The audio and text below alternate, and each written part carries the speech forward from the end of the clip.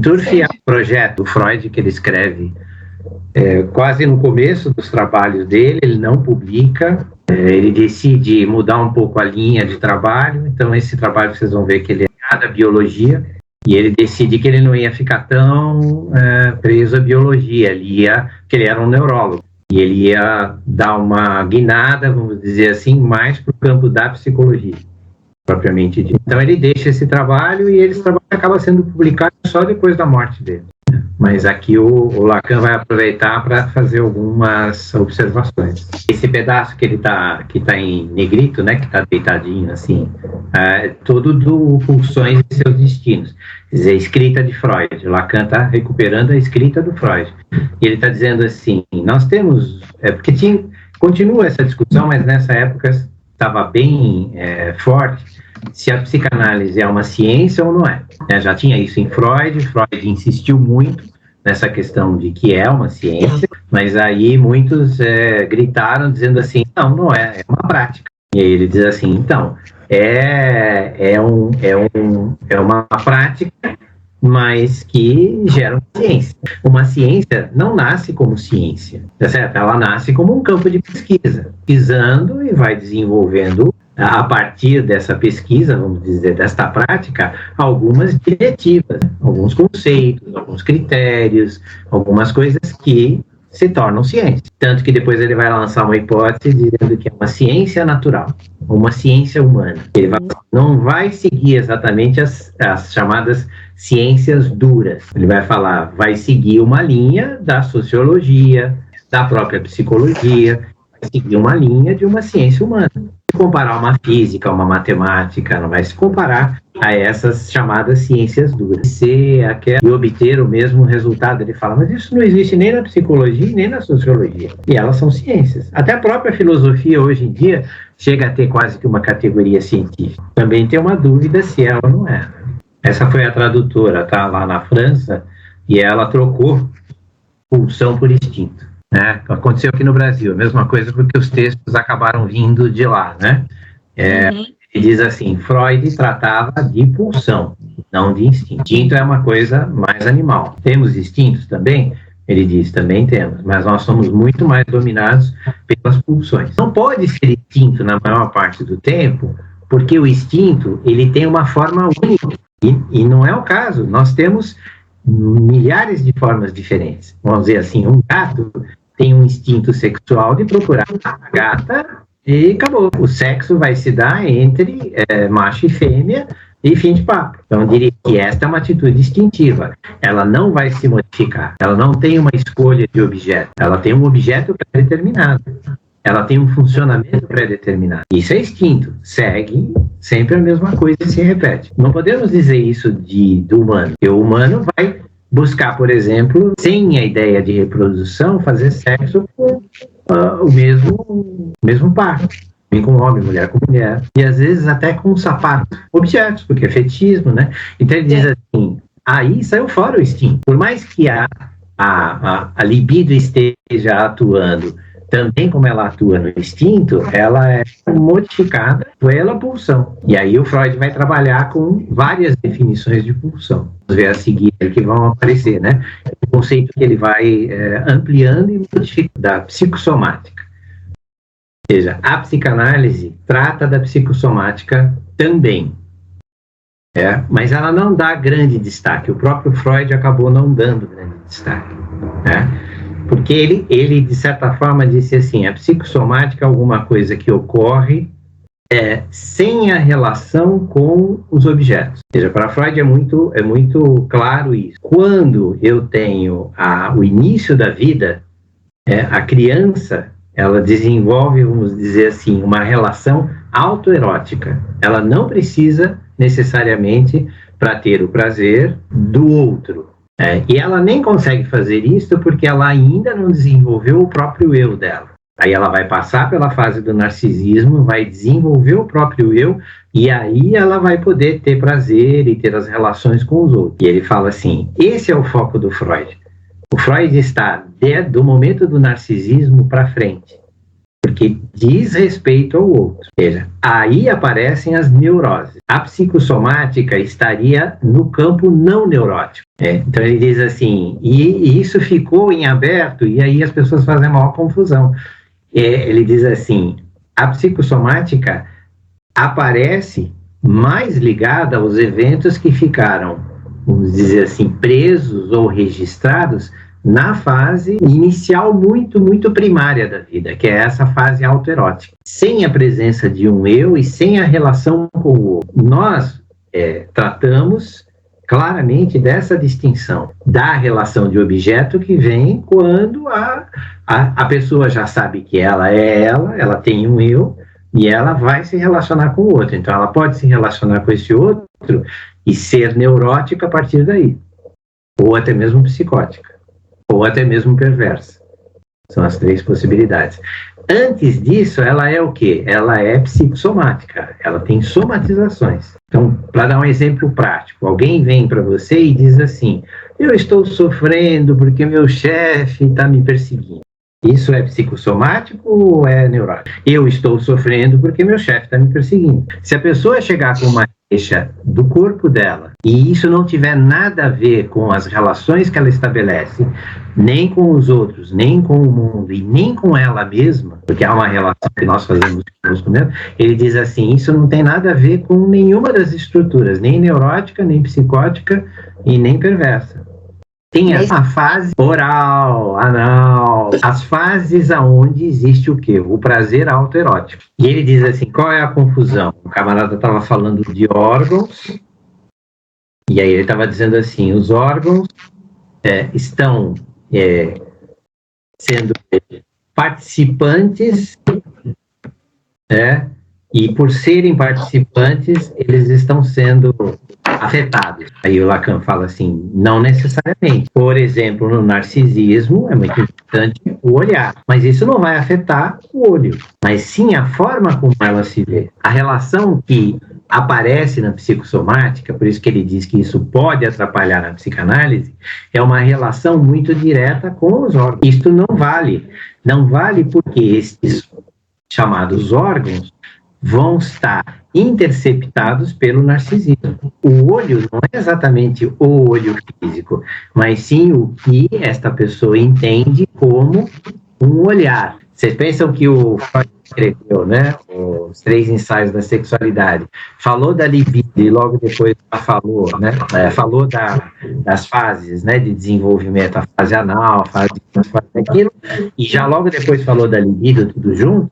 Não, isso foi separado, foi feito em tempos diferentes. Porque a libido depende do narcisismo também. A libido, ela afeta os órgãos, mas ela afeta os órgãos que são interpretados pelo narcisismo. O que interessa para a psicanálise não é o órgão, é o que a pessoa entende, como ela interpreta aquele órgão. Nós somos formados a partir do outro. Então, o nosso eu, que a gente sempre fala assim, eu sou isso, eu sou aquilo, veio através do meu pai, veio através da minha mãe. Ele não nasce pronto, ele é construído. Está tentando diferenciar para nós aqui os mecanismos de defesa das neuroses, que ele diz são diferentes dos mecanismos de defesa do eu. Aí ele fala da Ana Freud. Por que ele está falando da Ana Freud? Porque a Ana Freud tem um livro, inclusive, que fala das defesas do ego. Ela é a defensora da psicanálise do ego. Não são as mesmas defesas da neurose. A via do ego fica tentando fazer com que a pessoa desista das defesas do ego. As defesas neuróticas, elas pretendem uma coisa completamente diferente das defesas egóicas. Em geral, é o sintoma. Vai se expressar mais como um sintoma que a pessoa não sabe exatamente o que é que está acontecendo com ela. Está se defendendo de alguma coisa que está reprimida dentro dela, que muitas vezes vai aparecer como uma inibição, um sintoma, uma angústia. Tem até um artigo do Freud que é inibição, sintoma e angústia. Do que é que ele trata? Ele trata exatamente das defesas neuróticas. E antes que se forme um eu e que essa pessoa tenha relações com o outro, ela só vai ter relações com o outro a partir do momento em que ela começar a formar o eu, alguma coisa pode ter ficado num nível traumático lá na fase autoerótica. E isso será o psicossomático. Ele vai dizer, isto está no nível do real. Não é do simbólico e não é do imaginário. O projeto de Freud é onde ele tenta trabalhar um pouco disso. Ele fala assim, as coisas começam a ser estruturadas nesse nível. Aí eles citam a estátua de Condillac. Quem era esse cara? Um francês, filósofo, que faz ele escreve um livro. Se ela pudesse ganhar vida, na verdade ele está fazendo uma alegoria sobre como é que o bebê ganha vida. Qual é a hipótese que ele põe nesse livro? Ele diz assim, vamos imaginar uma coisa, né? Que a primeira coisa que essa estátua faz é sentir um cheiro. Ela vai sentir o cheiro de uma rosa. Ela vai ser igual ao cheiro da rosa, porque não sabe de mais nada, não existe mais nada. Ela ganhou vida, alguém foi lá e deu vida para ela, e o que ela fez? Sentiu o cheiro da rosa. Pega um cheiro, pega um som, pega uma imagem, pega alguma coisa, mas isso não, até que a insistência faça com que alguma coisa vá se registrando. Então ele diz assim, logo a seguir, a estátua sente o cheiro e ela tem a capacidade de memorizar aquele cheiro. O que vai acontecer quando ela sentir o cheiro, por exemplo, de uma orquídea, uma outra? O cheiro 2 é diferente do cheiro 1, gerou um conflito, enfrentamento, encontro. Alguma coisa pode dar certo, pode ser compreendido que é um outro cheiro. Colocar um do lado e seguir em frente, mas pode entrar em choque. Toma, muitas vezes, é uma formação deste real, antes da pessoa saber que ela é ela mesma.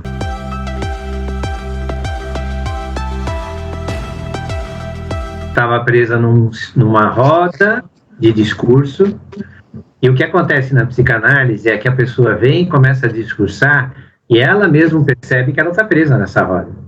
Ela mesma percebe que ela está sempre falando a mesma coisa, sempre encarando o outro, né, que é esse grande outro, como o carrasco. É um trabalho sobre neurologia, onde ele tenta esse projeto, né, o Anzier está apresentando.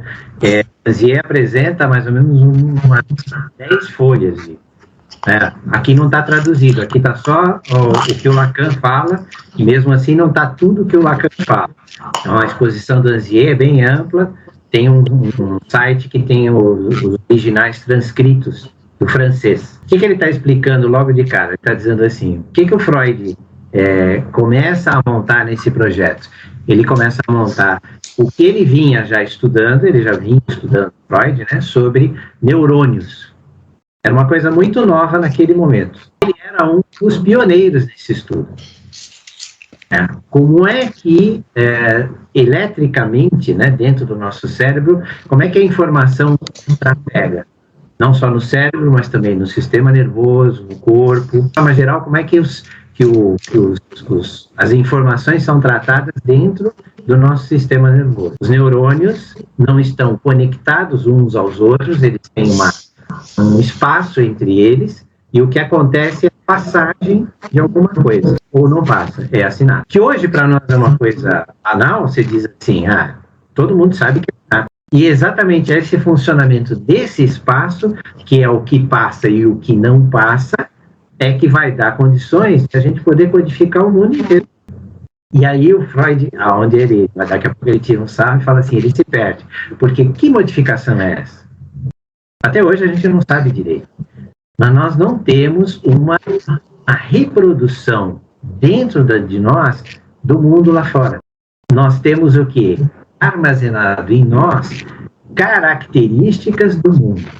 Ele quer chegar dizendo assim, olha, não tem esse dentro e fora que nós imaginamos. Nós temos a impressão, através de todo o sistema psíquico, de toda essa codificação, de que nós temos o mundo copiado dentro de nós. Ele decompõe essa imagem e guarda características dessa imagem. Isso garante para mim, exatamente, isso garante para mim que a minha vivência do meu é só minha. Por que o Freud não consegue, nesse projeto, falar da consciência? O processo da consciência parece que é um processo que ainda, nesse momento, Freud não conhece. Não consegue colocar como um processo que tem uma energia que vai e vem.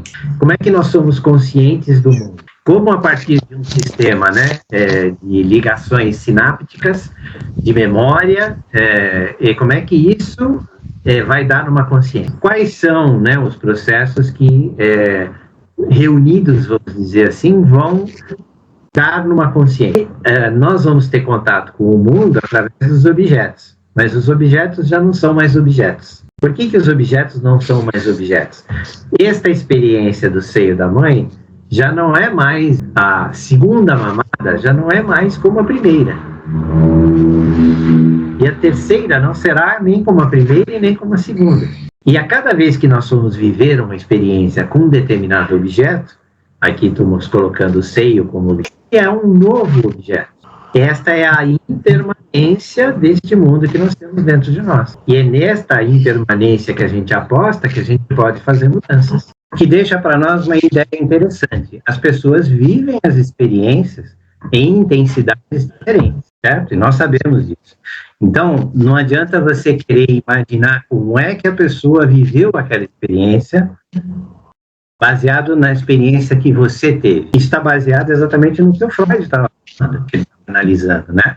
A intensidade desta energia que passa e não passa pode deixar marcas ou não deixar nada. Por que o Lacan está trazendo isso para a gente? Porque exatamente ele está querendo descobrir, né, por que o Freud estava olhando para isso. Onde ele quer chegar? Ele quer chegar nas descobertas que o Freud vai fazer depois do projeto. O que é que ele entende? O projeto é um estudo que o Freud faz para tentar neurologicamente justificar o que ele iria projetar depois. Porque ele não publica o projeto. Ele guarda na gaveta. Então, por que será que ele não publicou? Ele estudou uma coisa de uma forma neurológica, fez descobertas muito interessantes para aquele momento, que outras pessoas não tinham descoberto, e não publicou.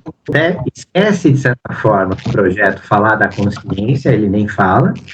E o interesse dele é, a partir daquilo que eu armazeno do mundo, como é que eu consigo produzir um mundo do meu sonho? Eu vou pegar, inclusive, no meu sonho, né, experiências infantis. O Freud vai ser muito claro nisso, ele vai dizer assim, quando você sonha, você usa as imagens do presente, da sua experiência diária, para mostrar o quê?